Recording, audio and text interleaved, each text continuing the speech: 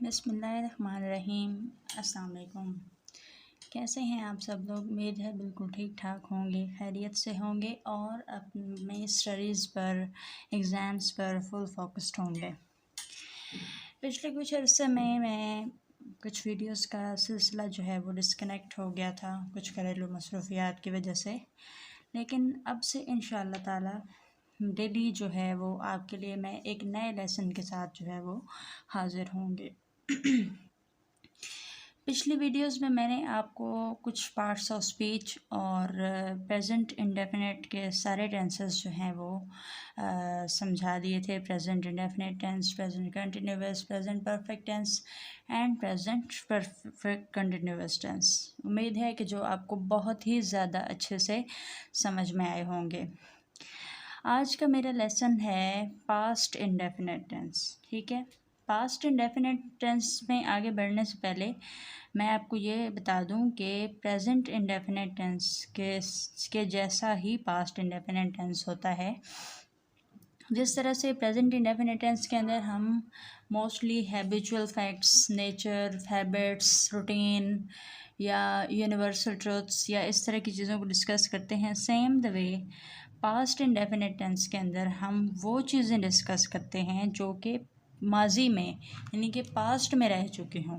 ठीक है, तो सबसे पहले मैं आपको इसके यूजेस जो हैं वो मैं आपको पढ़ा दूं कि past indefinite tense also known as simple past tense. ठीक है, कि पास्ट इंडेफिनिट टेंस जो है वो उसको हम सिंपल पास्ट टेंस के तौर पर भी जानते हैं। ठीक है, second, used to indicate a finished or completed actions or tasks that occurred or happened at a specific point in time। ठीक है, कि इसको हम इस टेंस को अक्सर बेशतर हम उन कामों की तरफ या उन एक्शंस की तरफ भी इंडिकेट करते हैं, यानी कि पॉइंट आउट करते हैं, जो कि बिल्कुल एक स्पेसिफिक टाइम के अंदर जो है वो कंप्लीट हो चुके हों।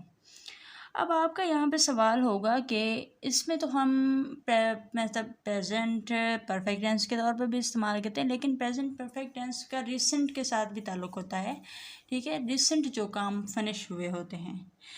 लेकिन पास्ट इंडेफिनिट टेंस जो है वो अक्सर उन कामों के लिए भी इस्तेमाल होता है जो कि माजी में किसी स्पेसिफिक मतलब मिसाल के तौर पर पिछले प्रीवियस जैसे अब 3-4 सालों के बारे में बात करें, जैसे मैं कहूँ कि मैं स्कूल जाती थी, मैं इन सालों में स्कूल जाती थी। ठीक है, जैसे मैं कहूँ मैं 2010 में 2011 में स्कूल जाती थी। ठीक है, अब ये ऐसा एक्शन है जो कि उस स्पेसिफिक टाइम के अंदर कंप्लीट हुआ है। ठीक हो गया। उसके बाद है finished action states habits in the past. ठीक है, कि हैबिट्स, अब हैबिट्स एंड स्टेट्स के बारे में अगर हम बात करें तो मिसाल के तौर पर आपकी कोई ऐसी हैबिट जो माजी में रही हो लेकिन अब ना हो। मिसाल के तौर पर माजी में जब मैं स्टूडेंट थी तो मैं कहूँ कि मैं सुबह नाश्ता नहीं करके जाती थी। ठीक है, ये अब आप कह सकते हैं कि एक हैबिट थी। ठीक है, तो उसके बारे में हम माजी में बात कर रहे हैं, माजी की एक रूटीन के बारे में बात कर रहे हैं। ठीक है, या आप कहें कि मैं सुबह 7:30 बजे स्कूल जाती थी। That's called the past indefinite। ठीक है, मतलब ता, ती, ते और फिर था, थी, थे, ये चीज़ें इसके माजी के सेंटेंस के साथ जो है वो यूज़ होता है। अब इंडेफिनिट टेंस जो है उसके अंदर मोस्टली हम ता, ती, ते जो है वो सेंटेंस के एंड पे आता है। ठीक है, अब प्रेजेंट है तो वो उसके आगे है आ जाएगा, और अगर पास्ट है तो उसके आगे था, थी, थे जो है वो आ जाएगा। ठीक है, तो स्टेट्स एंड एक्शंस, जैसे कि अब आप इसकी एग्जांपल ले लें कि माजी में वो बच्चा दुबला हुआ करता था। ठीक है, यानी कि अब वो मोटा हो गया है। ठीक है, लेकिन वो माजी में क्या दुबला पतला था। तो ये इस तरह की स्टेट्स भी, यानी कि माजी में जो भी आपकी हैबिट्स रही हों या जो भी आपकी रूटीन रही हो या जो भी ऐसा काम जो आप पिछले कुछ स्पेसिफिक टाइम के अंदर, पिछले कुछ अरसे में आप उसको फिनिश कर चुके हों या वो आपने करते रहे हों। Third one is finished actions when we know from general knowledge. This includes when the person we talking about is dead. अब इसमें एक तीसरा पॉइंट ये आ जाता है कि हम उन फिनिश्ड एक्शंस के बारे में बात करते हैं जो कि हमें जनरल नॉलेज में से मिला हो। उस पर्सन के बारे में भी बात कर सकते हैं जो डेड हो, मतलब जो अब इस दुनिया में मौजूद ना हो, उसके बारे में भी। अब मिसाल के तौर पर हम बात करें कायदे आज़म के बारे में, ठीक है। दैट कायदे आज़म मेड द पाकिस्तान, कायदे आज़म फाउंडेड द पाकिस्तान, ठीक है, फाउंडर ऑफ पाकिस्तान। तो अब हमने इसके किसके बारे में बात, दो चीज़ों के बारे में बात की। एक हमने एक्शन के बारे में बात की कि पाकिस्तान बनना था, ठीक है, और दूसरा हमने उस पर्सन के बारे में बात की जो कि इसका फाउंडर था, ठीक है, कि कायदे आज़म जो हैं वो पाकिस्तान के बानी हैं या उन्होंने पाकिस्तान को बनाया। सेम द वे अगर हम किसी और प्रीवियस एक्शंस के बारे में बात करें, ठीक है, मिसाल के तौर पर हम चलें इल्लामा इकबाल, ये ऐसी कॉमन एग्जांपल्स हैं जिसके ज़रिए बहुत अच्छे से आपको समझ आता है। उसके बाद हम बात करें इल्लामा इकबाल। इल्लामा इकबाल इज़ द आप कह सकते हैं कि थिंकर, या जिसने आइडिया दिया था पाकिस्तान का, जिसने तस्वर पेश किया था, ठीक है, वो gave the imagination of Pakistan.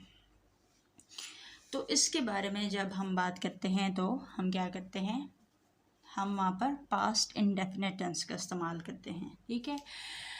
इसी तरह से बहुत सारी एग्जांपल्स हैं जो कि आप अगर अपनी हिस्ट्री में से मिसाल के तौर पर किसी भी इंफॉर्मेशन को लेते हैं, कोई ऐसा काम जो माजी में वक़ूअ पज़ीर हुआ होता है, उसके बारे में जब हम बात करते हैं तो हम वहाँ पर मोस्टली पास्ट इंडेफिनिट टेंस का इस्तेमाल करते हैं, ठीक है।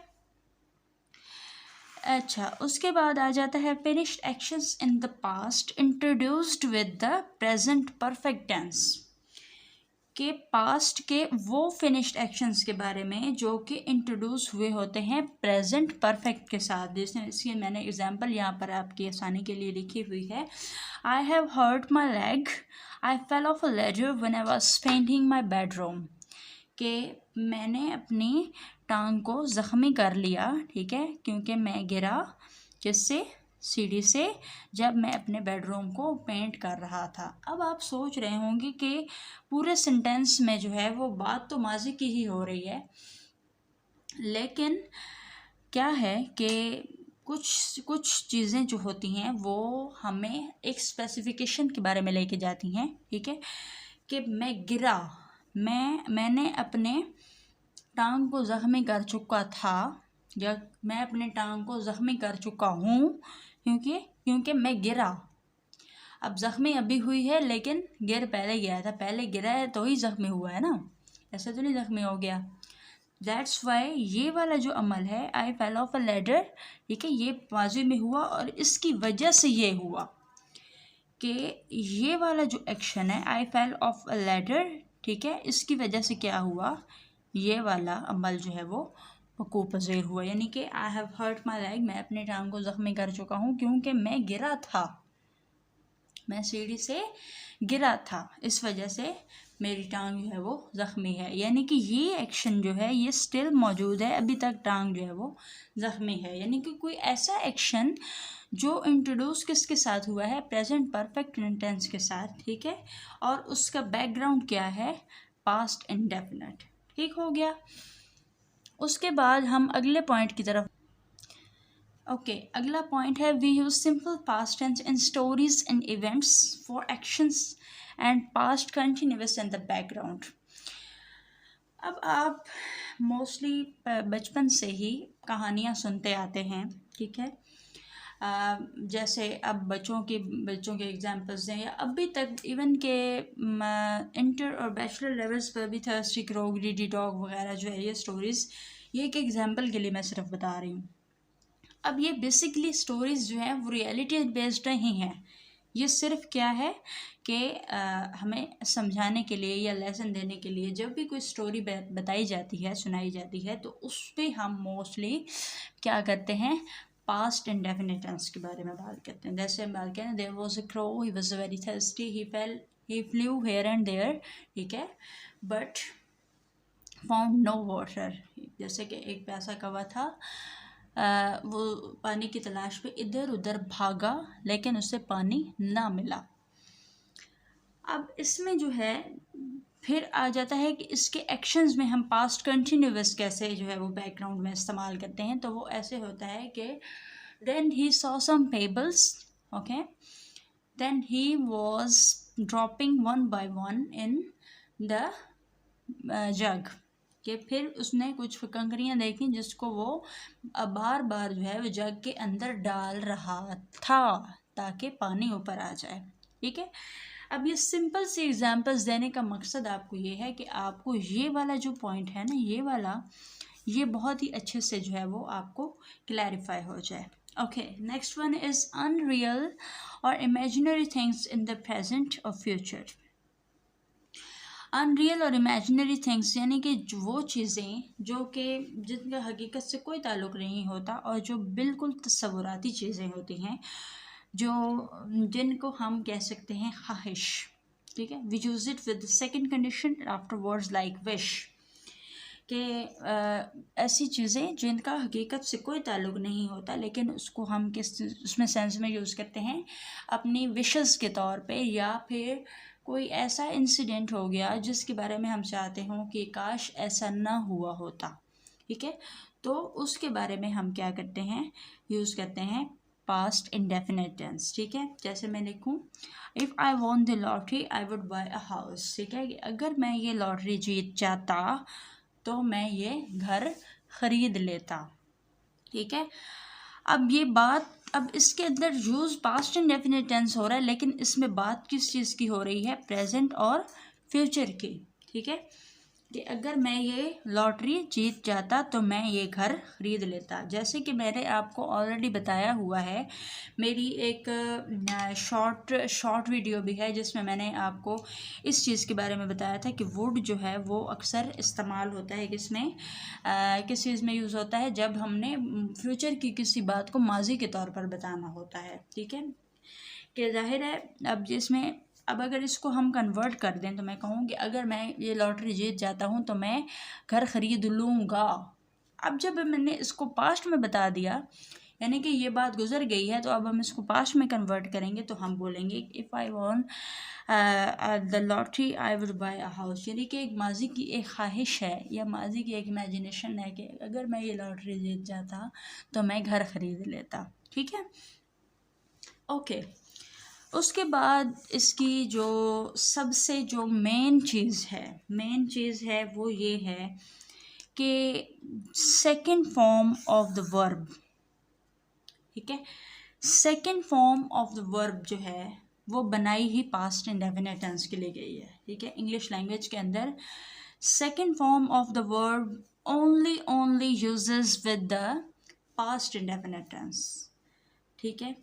इसके अलावा इंग्लिश लैंग्वेज के अंदर आप कहीं पर भी active, passive voice, direct indirect narration, किसी भी चीज़ में आप second form of the verb use नहीं कर सकते। आप सिर्फ यूज़ करते हैं तो किसके साथ, पास्ट इंडेफिनिट टेंस के साथ, ठीक है। फिर उसके बाद आ जाता है इसका हेल्पिंग वर्ब है डिड। अब डिड इसलिए क्योंकि डिड भी जो है वो डू की क्या है, सेकंड फॉर्म है, do did done. That's why when we use the helping verb with the tense, then we put did in the sentence. Okay. I hope that you cleared all the lecture. Okay. And in the next video, I will teach you about the structures of the sentences of the past indefinite tense. If you like the video, then please subscribe my channel and give your feedback also. Allah Hafiz.